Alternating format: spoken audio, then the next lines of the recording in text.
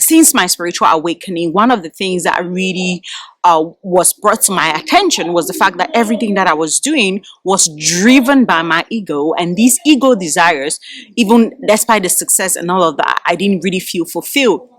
So coming back to my heart and coming back to my soul really created a sense of fulfillment, purpose in my heart. And as a result of that, there's a part of me that was kind of like trying to dissolve the ego, because that is what I was taught.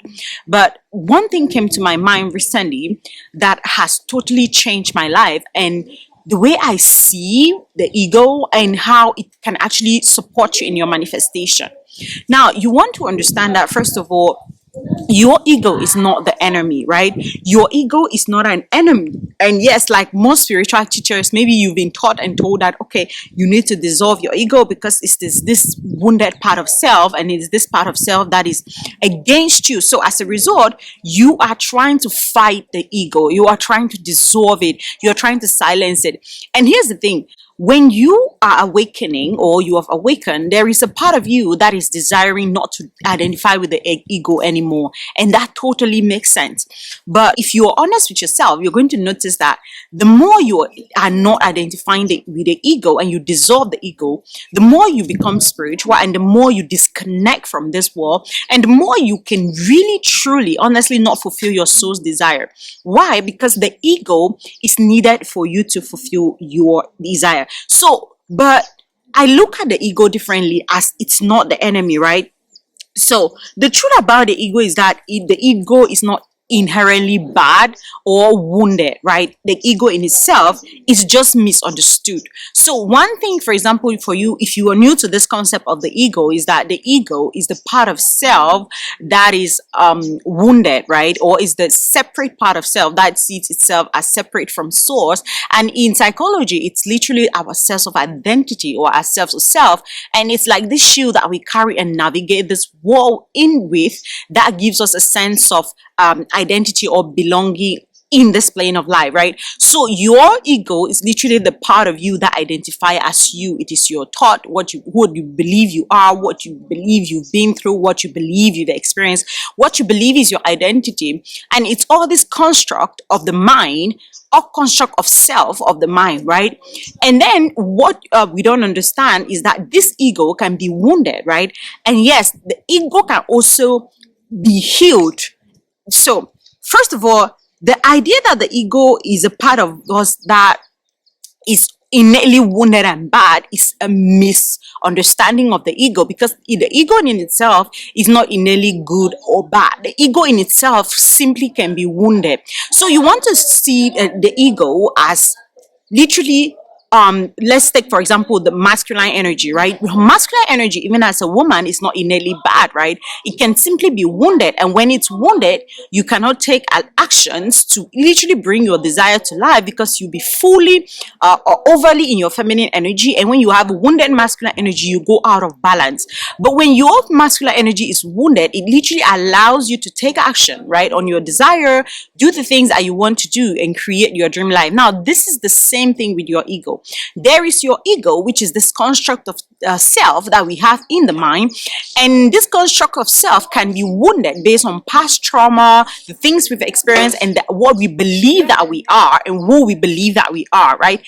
And then there is also the true self, which is the higher self, which is the spirit you, which is your true identity, the you that was never hurt, was never wounded. And it's what I call the real you, right? The spirit you, the part of you that identify with God as God, and the part of you that literally gets reborn, or like get awakened, right? Now, that is a true you. So literally it means that there's a duality existing between inside of you.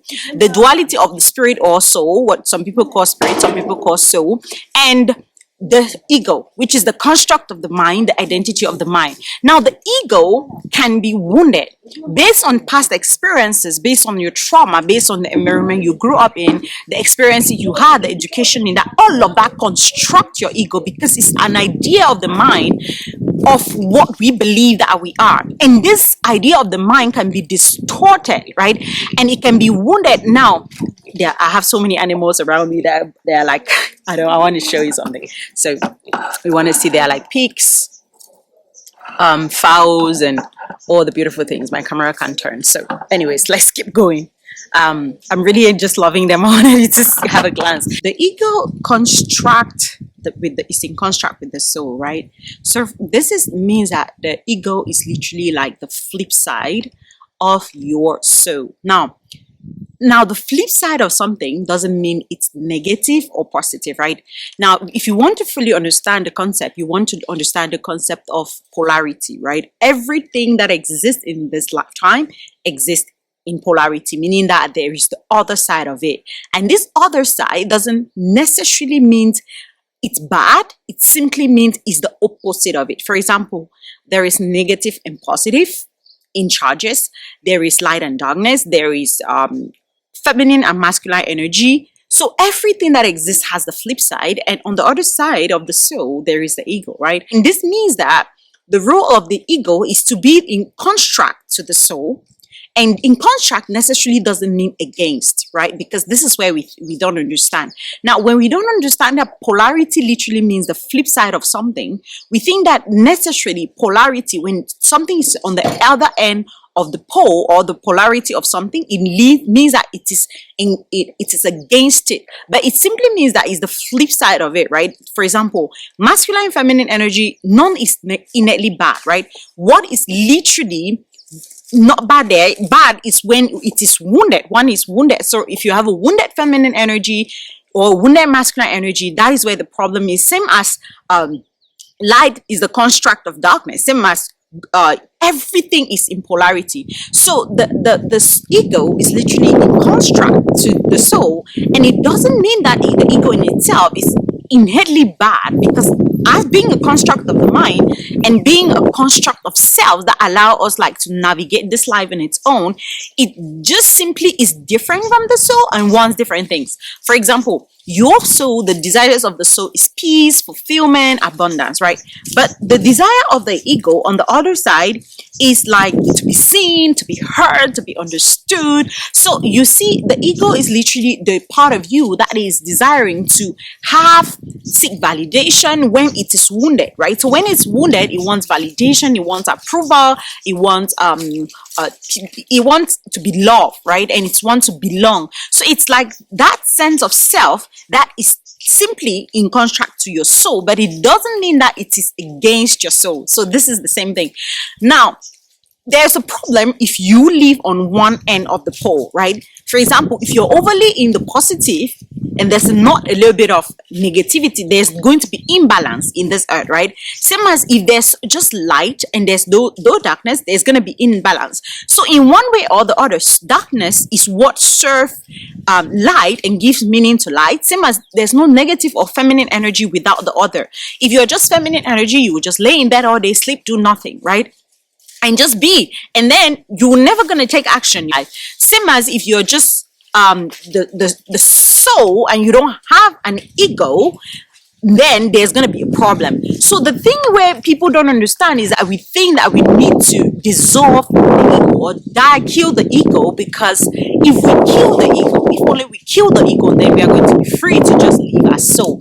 But what I discovered in my journey in spiritual awakening is that as you are ascending on your spiritual journey, when your ego is dead, right, is dead, like people always say, because it never really dies, it just gets healed, right? And people misuse the word for healing the ego, to dying the ego, because your ego will never die. If your ego dies, and then you will never have a sense of self walking in this life. For example, you will not even have a name, because a name is a construct of the mind in order to you to identify with, right? So we don't heal the ego, we don't dissolve the ego, we don't die to the ego, we heal the ego and we integrate it. So this is like why, if you're fighting the ego, right? For example, if you're trying to fight it, trying to dissolve it, trying to, my ego die and all of this, you're going to literally start self-sabotaging. And I noticed this works so well in my life. For example, your soul will want something, but you need your ego to manifest it, to bring that thing to life, right? And that is where we are diving to, because your ego is meant to be the servant of your soul. But if you desire that thing to do something, but your ego is not there. Your sense of self is not there. It's like there's no part of your ego that is there. Guess what is going to happen? You're not going to have the energy to actually take action on that thing, and therefore you're never going to fulfill your soul's calling, your soul purpose, and your soul mission on earth, because there's this distortion and the ego is not present, right? So if you suppress your ego or reject your ego, this is going to lead to self-sabotage, because you're innately kind of like ignoring a natural part of self. Your ego is a natural part of you. It's a natural part of who you are. Same as your masculine energy as a woman is a natural part of who you are, and you need to embrace it and heal it.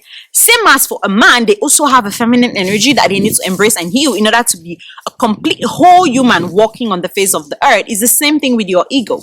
Now, if you reject your ego, right? If you reject your ego, you're actually going to not be able to do as many things as you would like to do in this life. Now, the next thing is that you can't shame your ego for wanting more or trying to stand out, for example, right? Because that is the desire of the ego. The ego is a part of self that wants to be seen, heard, understood, right? But when it is wounded, it seeks validation, it seeks to be right, it seeks to feel like it's better than everyone else.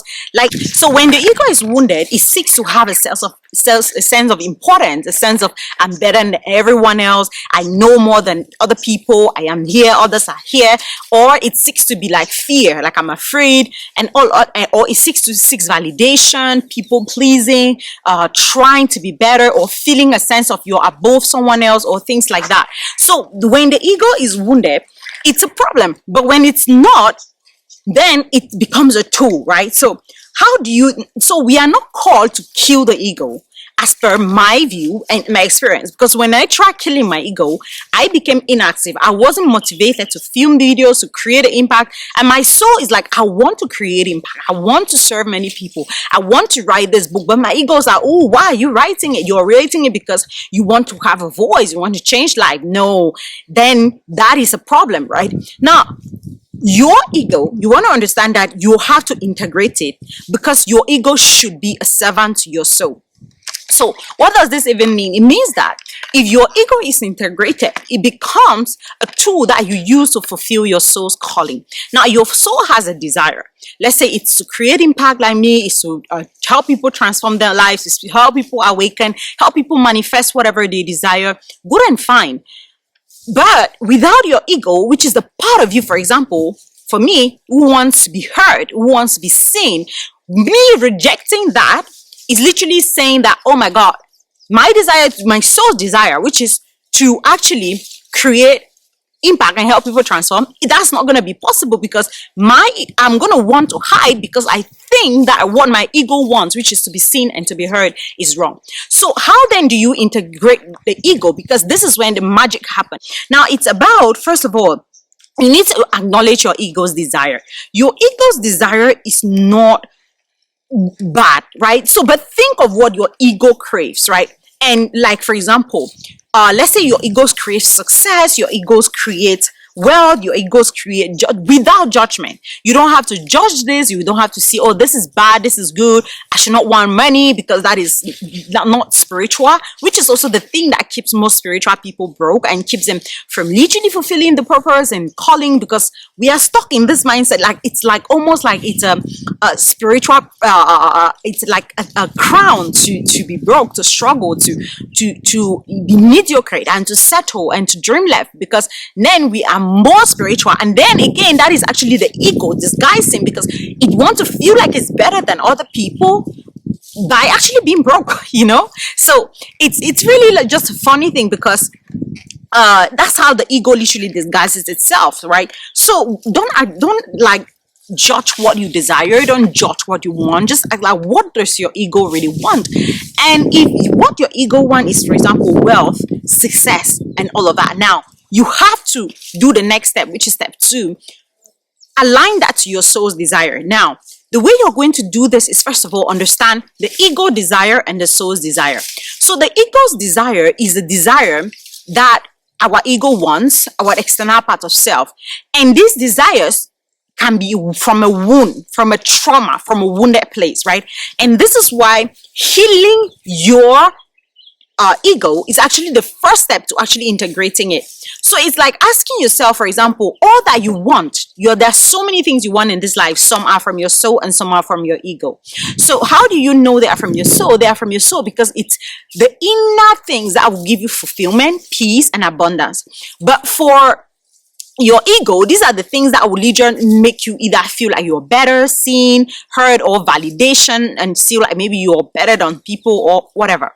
For example, how to know that this desire is an ego desire or a soul desire is literally to test the desire by asking this question: but why do I want this? Why? So for example, if you're like, oh, I want to get married to a 20 tall feet, I want to manifest it, this tall man, I want to do this, let him be this is okay. The next question is why.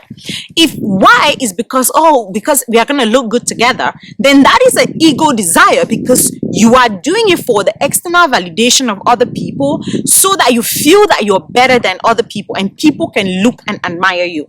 Now, this is not from the soul. Why? Because the soul doesn't need people to admire you to feel like it is better, right? The soul knows that it is innately complete. Okay. So I cannot change places because when sitting on the other side, my camera went off and I had to charge it. So I had to move here.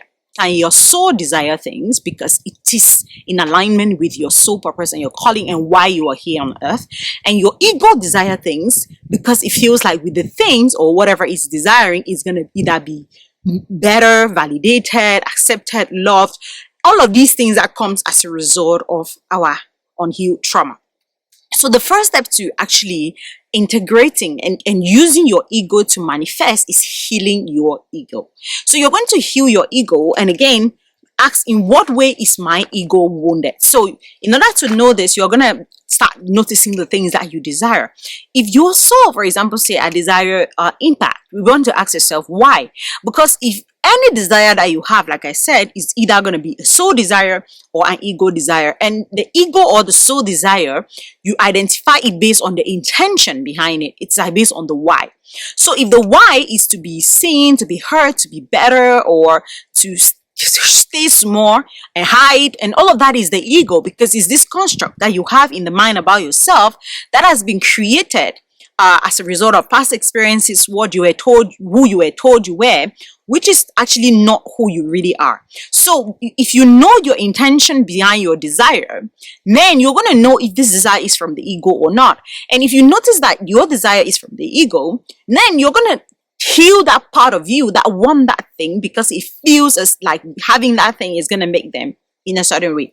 For example, when I started my business, I was completely driven by my ego, but I didn't know, because I was driven by there was a soul desire to provide a better life for my son and all of that, which was amazing. But there was an ego desire that at some point started leading me, and I didn't know how to realign the desire back to my soul desire, right? And that desire was, I want to prove my ex wrong. I want to prove someone that I'm better. So I had to literally try to, when I made a lot of money, go fancy, live fancy, buy a dream car, live in a big house that I really didn't need that much space, and all of these things, because I thought with all of these things, then I'm going to feel better about myself, and then I'm going to be a better human, and then people are going to respect me and love me and see me. So it was literally that wounded ego trying to be seen, screaming, I want to be seen, by driving the fancy car, by doing the thing. Not to say that your soul may not desire that, your soul may desire that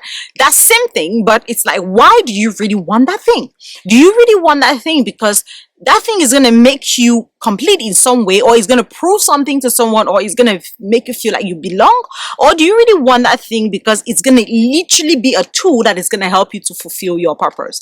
For example, I could still desire a car, and the reason why I desired it was so, okay, I want to be able to use this car to travel to places and help people and do my soul calling and all of that. But that wasn't the case, right? It was for my own gratification, for my own validation, for my own self to feel a sense of belonging, which is what I've never felt from childhood. So the first thing I had to do was going back and really healing my my own inner child wound and be like, hey, I need to do some more healing here. And this is the thing, if you're on spiritual awakening journey, you might be like, oh, you've been manifesting, you'll be like, oh no, I've been doing some work. No, we are not talking about surface level work. We are talking about deep inner healing work, and it happens in layers. It happens in layer.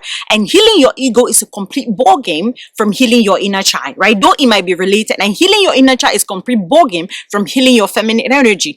All of these healings that you do at different stages are different things that literally clean up your energy, make you squeaky clean, so that you can become an energetic match for your desire. And there's no distortion in your energy field. There's no distortion in the way that you are thinking, acting, and that is going to attract whatever you are here to manifest and create and materialize into this plane of life, right? Be it peace, love, forgiveness, joy, and all these beautiful things that we are here on earth to do and to create in our lifetime. So that is the first thing. So identify and notice how your ego shows up as wounded. It shows up as thinking that it's better than other people. It shows up judging other people. It shows up thinking it knows more than others, thinking it's better than others, thinking, oh, I want to belong, I want to be seen, I want to, all of these things, right? So you need to do the healing. And if you're ready for that next level work of healing to manifest, then you can actually join me or send me a private message, because I have a program that is loading for all of us to jump in and transform together. Now, the next thing is that you are going to align your soul's vision you are going to align with your soul vision. So reflect on how these desires can serve your higher purpose. Like, look at the desire of the ego. For example, if your ego wants to be seen, right? We don't want to judge that. And you're going to first of all be like, okay, why do I need to be seen? I need to be seen because maybe if I'm seen, I feel good about myself. Great. That shows you that there's a wound, right? That shows you that there's part of you that desire to be seen, probably because you don't feel good about yourself, and you maybe there's a wound around being good enough there, right? So we heal that wound first, and then we still look at this desire of the ego and be like, okay, how can this desire of the ego actually serve the desire of the soul? So the desire of the soul is a desire that is actually going to be for the highest good of all and be for the service of humanity, and you literally fulfilling your purpose, right? So for example, the desire of my soul is to have peace and fulfillment and abundance, so that I can support so many people, make life better, but that of my family, that of the world, and have so many projects that I want to do. That is my soul, and that is my calling.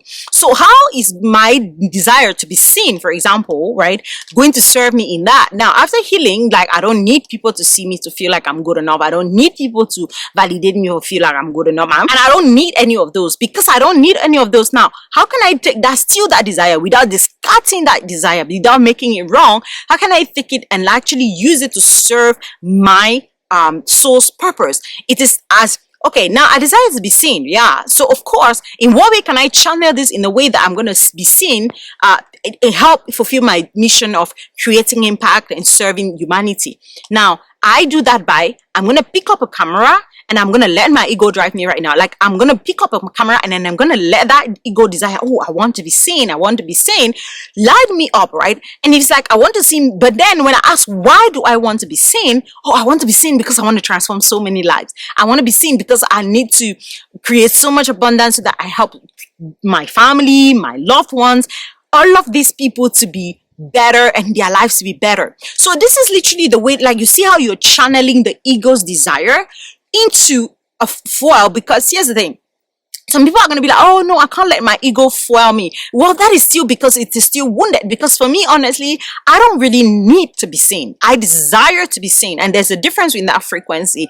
Desiring is because there is a higher purpose to it. And for me to fulfill my mission, my calling, and to fully self-actualize, I need to be seen, right? I desire to be seen by my message to transform people, what I'm here to share, my knowledge, my wisdom, all of that to transform so many lives. And in order for that to do, I need the ego, because it's the part that desires to be seen. My soul doesn't want to be seen. My soul is okay being hidden. My soul is okay just laying in bed all day and visualizing, meditating, praying, reading, studying. But that is not going to create a better world. Right? That is not going to create a better world. So when you channel, when you take your ego's desire and you align it to your soul's purpose, you align it to your soul's mission, to your soul desire, then your soul is now the driver, right? And then your ego is now the engine. So it's like the car cannot run without the engine.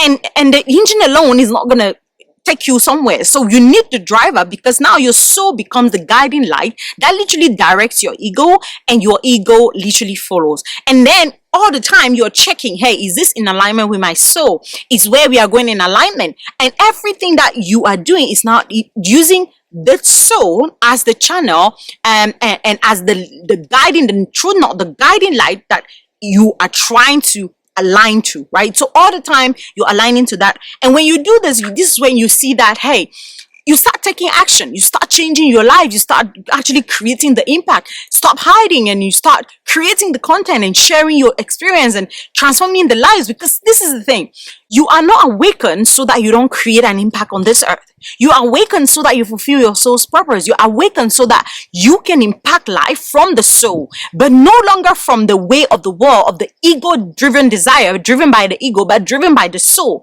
But you still need the ego as a tool to actually can help you in that process. So it's when you try to kill your ego, you become lazy. And this is why most people feel depressed. Most people feel unmotivated. We lack drive when we are in this stage of spiritual awakening, because we are trying to kill the ego that is actually meant to be the servant of the soul. When you kill the servant, then you're not going to have anything that is going to serve you and guide you to fulfill the purpose. But then you are not awakened so that you just awaken alone. No, you awaken so that you lead, you heal, you transform, so that, and you lead yourself so that you can lead others.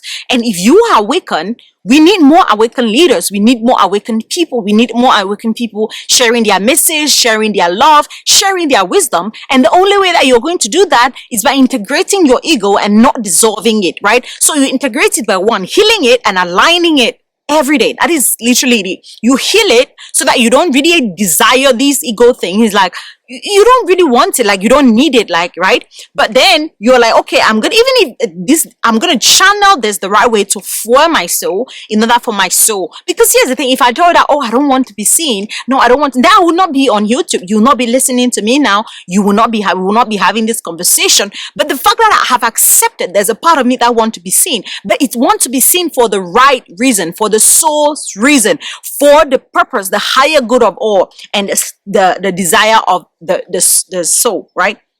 So when you have done this, you're going to take aligned action, right? Use your ego to literally drive you to achieve your soul's vision, right?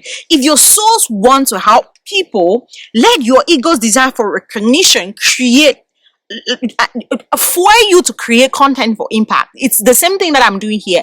If you notice recently, yes, I've been creating content, but not consistently and just going back and forth. And this is because I feel like, oh my God, my ego is the one wanting to be seen, so it's innately bad. But no, my ego is not innately bad. I just need it to fall. My soul wants to help people. My soul wants a better world. My soul wants people healing, awakening to their true self, and create, manifesting their widest imagination dream and their dream life. And it could be just living the city and heart and living in a village like this and having peace. It could be, impacting millions. None of that is wrong. None of that is innately bad. It's all about the desire. Where is it coming from?